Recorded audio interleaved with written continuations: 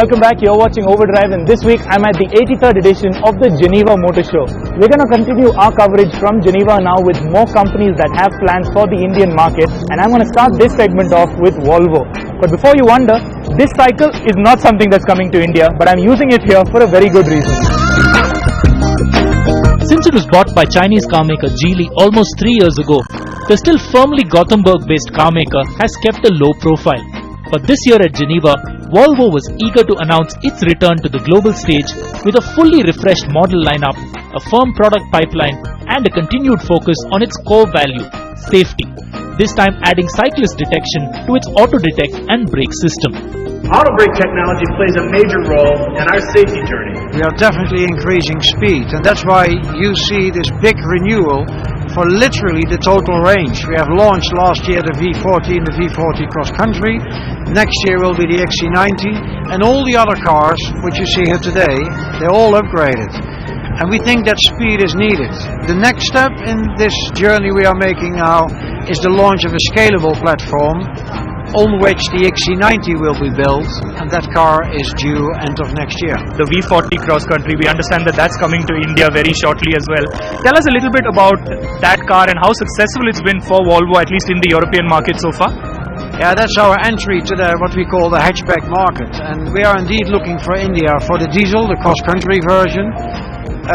Till now, the reception on the European market has been extremely well.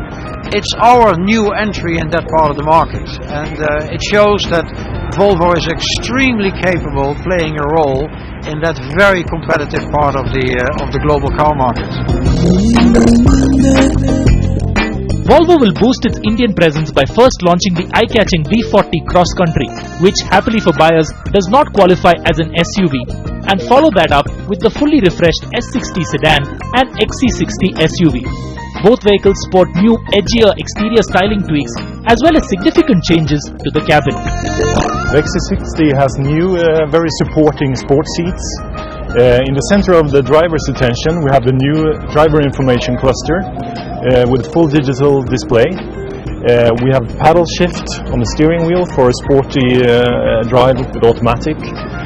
We also have more metal trim around the vents and a very nice new modern wood which is called linear walnut, which really adds a very modern and exclusive flavor.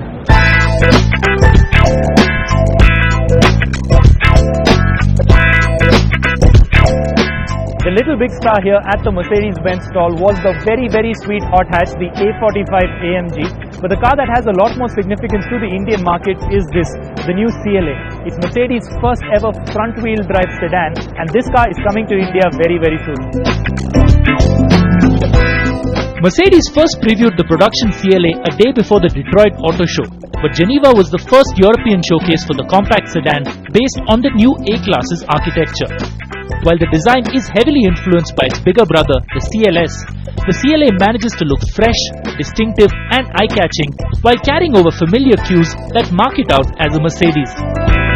It will be available in Europe with the option of front and all-wheel drive and come with a choice of 3 petrol and 2 diesel engines mated to 6-speed manuals or Mercedes' 7G DCT automatics.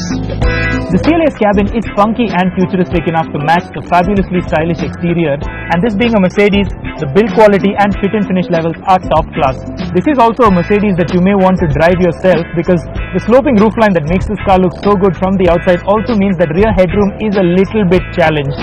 But when this car comes down to India, it will also come in with a full complement of petrol and diesel engines from Mercedes-Benz, and it promises to make a mark on Indian roads. Mercedes was also showcasing the scheduled mid-cycle refresh for the E-Class, which is expected for 2014. While its neighbour at Hall 7 in Geneva and arch-rival BMW showcased the i3 and i8 electric concepts, as well as the front-wheel drive Active Tourer concept.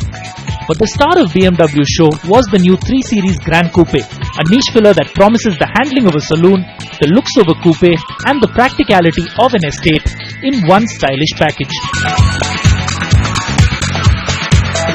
Over at Jaguar Land Rover, meanwhile, pride of place went to the new F-Type. The latest XF-RS and JLR also announced plans for a new engine plant and unveiled a 9-speed automatic gearbox that will do duty in vehicles across the range.